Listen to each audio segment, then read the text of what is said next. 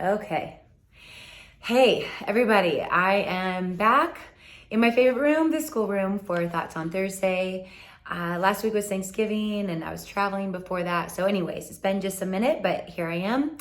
And I was just thinking about the tour, the Testify tour that I just did in October. And there was this one night, and I think I was in Pennsylvania. So for those of you, if you're watching this and you remember, you could comment in the comments.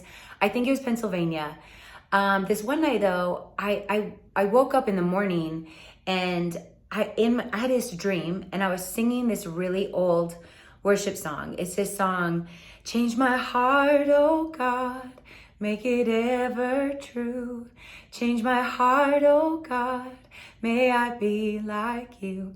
So anyways, this is an old worship song. And when I woke up from the dream, in the dream I'm singing it, but when I woke up, I was actually singing it out loud in bed. And I just thought I should sing that song tonight while I was out on the tour.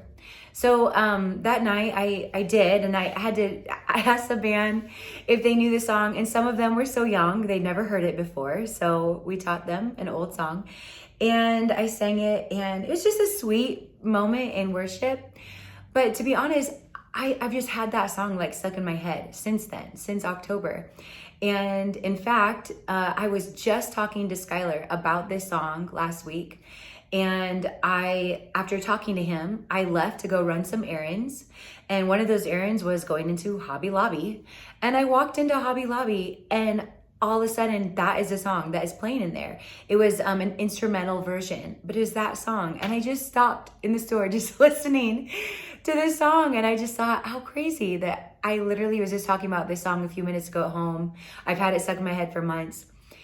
Anyways, in my, quiet morning times with Jesus that I take every morning, I've just been talking to the Lord about this very thing.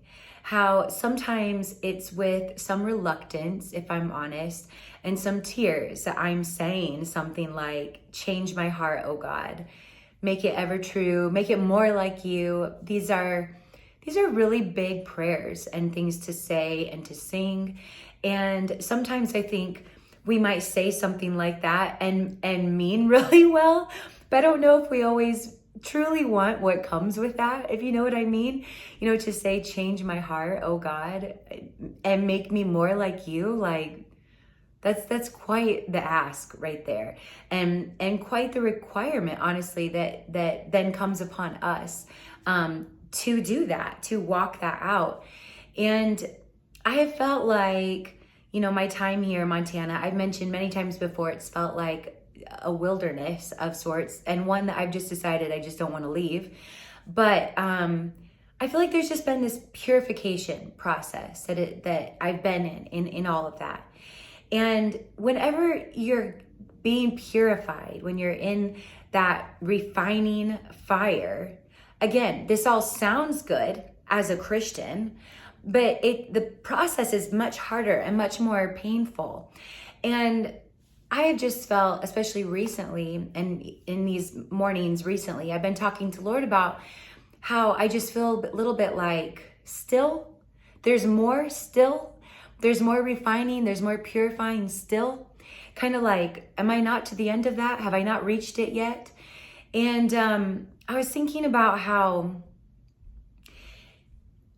there's even like residue sometimes, like you kind of feel like maybe you break free of something, maybe you kind of like finally get this moment of breakthrough, and something really shifts and changes and feels really big, or you feel like something literally lifts off of you or whatever it is. But sometimes there's still this remaining residue, and it can look like something as simple as, well, sure, you freed yourself of this thing, but some of the mindsets and the way that you operate is still the same. And the other morning, I was just sitting there and feeling like the Lord was just speaking that, reminding me of that. Kim, some of the ways that you operate, some of the ways that you think, I don't want you carrying those things into what's next. So these next things that we are doing and building, and the growth that is happening, I feel the Lord saying, the way that you have operated, the way that you've even thought, the way that you perceived things, the way that you've communicated. I mean, there's so many factors in this, But I feel him saying, not only am I freeing you of old stuff, mindsets, things that chained you down, boxed you in, but I'm also trying to clean off all the residue, burn away all the residue of the past that even affects the way that you perceive or the way that you receive or the way that you operate and communicate with others, relate to others, all of those things. And I mean, it's not an easy process. If anyone is listening and you know what I'm talking about, like, you know, this is not an easy process. But the other morning I opened my Bible to Matthew 7, and it's 7 verse 13 and 14. I'm going to read it. It says, "Enter by the narrow gate, for wide is the gate and broad is the way that leads to destruction, and there are many who go in by it. Because narrow is the gate and difficult is the way which leads to life, and there are few who find it." And as I was reading that, I felt like I heard Jesus say to me, Kim, do you know why there are so few who find it? Few who find the narrow way and the narrow path. And the first thing in my head was, I don't know, is it sin? Is sin the reason why they don't find that way? They're caught up in sin or whatever it is. And I felt like Jesus said, very few find it because very few are willing to fully empty themselves, to lay themselves down, to lose their life to find it in Jesus. When I was looking at this, I felt like Jesus was showing me that the broad path is just religion. It's our own attempts and our own ways, our own kind of operations and structures and things that we build in our own strength, in our own way, to try to draw closer to Jesus, or even like the Pharisees and the Sadducees, who Jesus was previously talking about before this, how they kind of try to give off a perception of closeness with God and even oneness with God and relationship with God. But really all of those structures and all of those systems and all of those things don't actually mean that there is any depth or intimacy with Jesus. And if anything, those seem to stand in the way, because the only way to relationship, real, true, thriving, whole relationship with Jesus is his way. His way above our own. His way is the only way. Jesus said, "I am the way."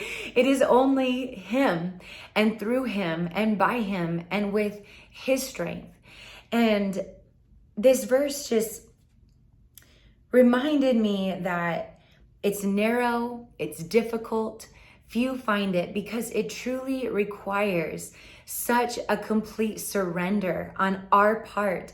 And there are few who are willing to lay down their own everything to say, "Jesus, your way above mine." It's painful, it's hard, it's not easy. And it's not easy even sometimes to shut down trying to do it in your way, to just trust God's way, to take your hands off. I mean, as a mother, this is one of the hardest things I struggle with, is trusting my babies with Jesus. I want to say those are my babies, and I know what's best. And here in earth, in this realm, yes, but in the overall picture, those babies belong to Jesus. And I have to trust God with them just as much as I have to trust God with me and my own heart. All that to say, I felt a strange encouragement in reading that. And it feels funny to say, I say strange encouragement because it's funny to say, I felt encouraged reading. It's difficult and very few find it. But I felt encouraged, like, you have extended that invitation to me. That invitation is extended to all of us. In this moment, I'm feeling it, very personally extended to me.